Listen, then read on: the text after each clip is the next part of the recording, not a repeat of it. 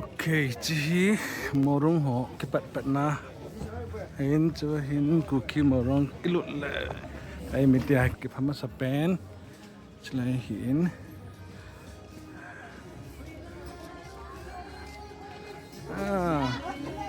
bao cha titi bao cha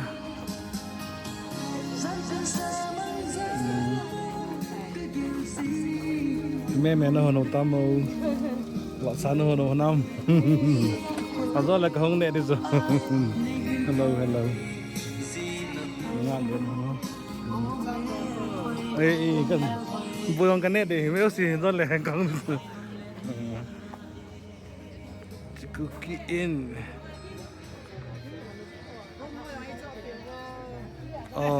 행해 안 돌렸나 예 아저 림 hoài mà cái làm mình à vài năm mình pita mamang Irene okay nunga nun lago lang pa mahin ni hot tribe represent ng bola na hey jilaya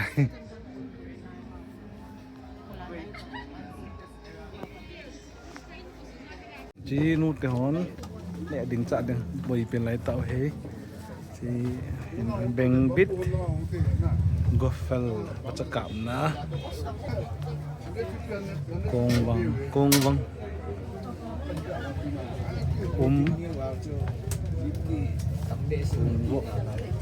năm col thì năm col thiếu bộ na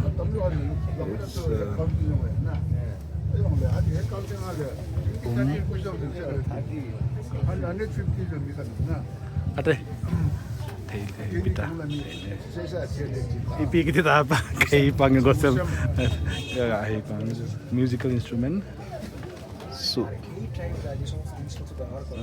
sung dok chỉ cái nông cái khai bị jubel rice bill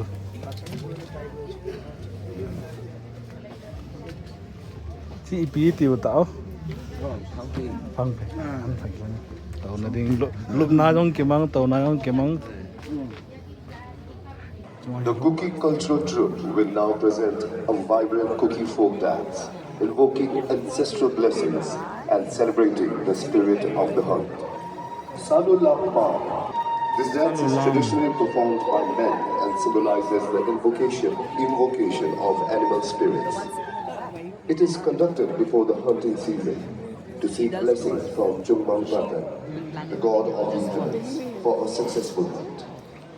Rituals are performed by priests, followed by 3 days of feasting, singing, and dancing.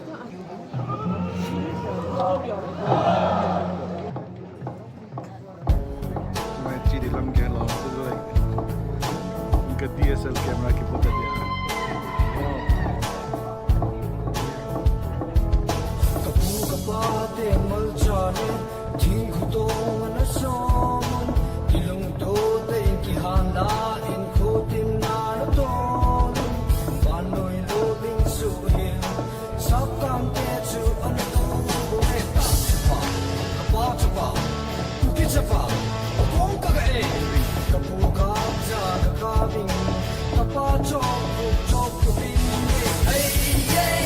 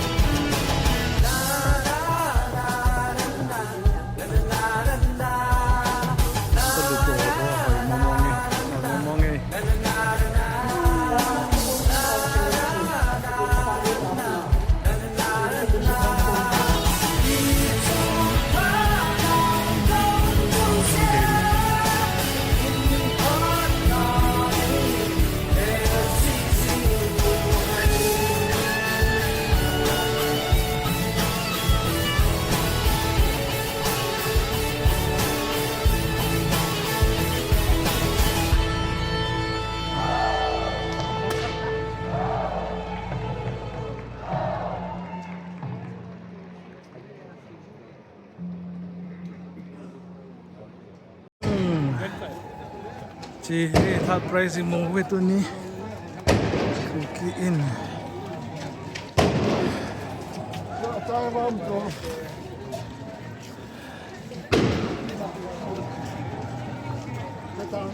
Hayya.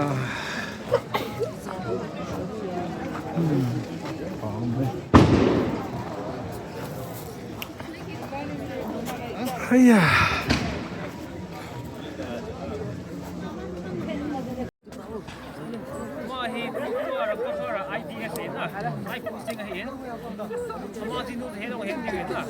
Paulina, isi di ada Paulina. Mama pa inai kuhin, ya sama hin. Eho Kuki Cultural Troupe na. Abon sawa he. Pa pinadala sa som happy diwin na. Ei peu tayo.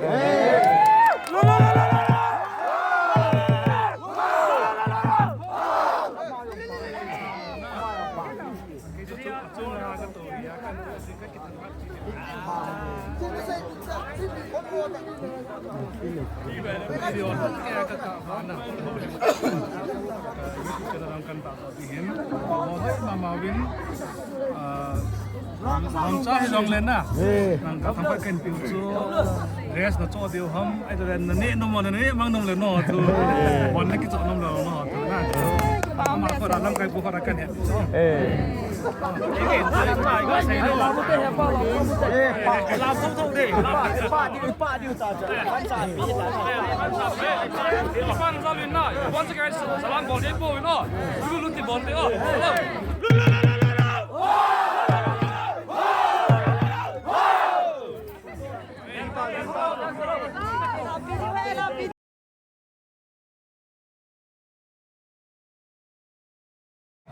Okay, tua hi jana hitan. Ai mite ha. Kuki In kanjana khong phang ke re. Kuki In. Ha? Ini kamu. Ahie. Ini niकलिए जो हम